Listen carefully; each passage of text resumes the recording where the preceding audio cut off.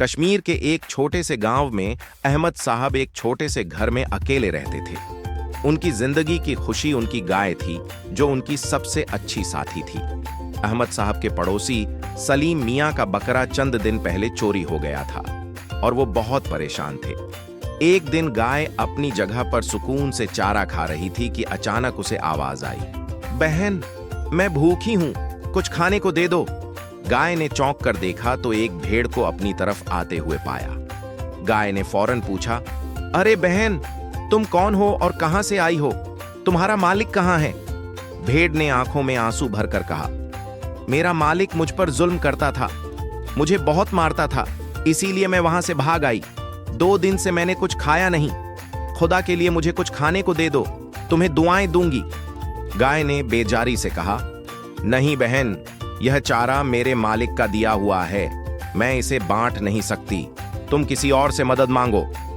इसी दौरान अहमद साहब बाहर आए और सारी बात समझ गए। उन्होंने भेड़ की हालत देखी और दिल नरम हो गया। वो सोचने लगे, यह भी अल्लाह की मखलूक है, हो सकता है इसका रिस्क मेरे जरिए लिखा गया हो। उन्होंने भेड़ को चारा दिया।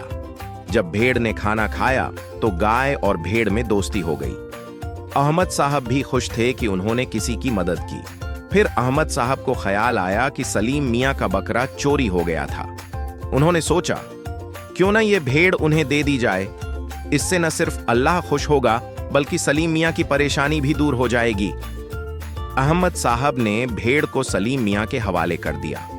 गांव में सबको उनकी इस नेकी का पता चला तो सब ने उनकी तारीफ की और यूं यह वाकया बच्चों को यह सिखा गया कि बांटने से खुशियां बढ़ती हैं और अल्लाह का इनाम कभी खत्म नहीं होता।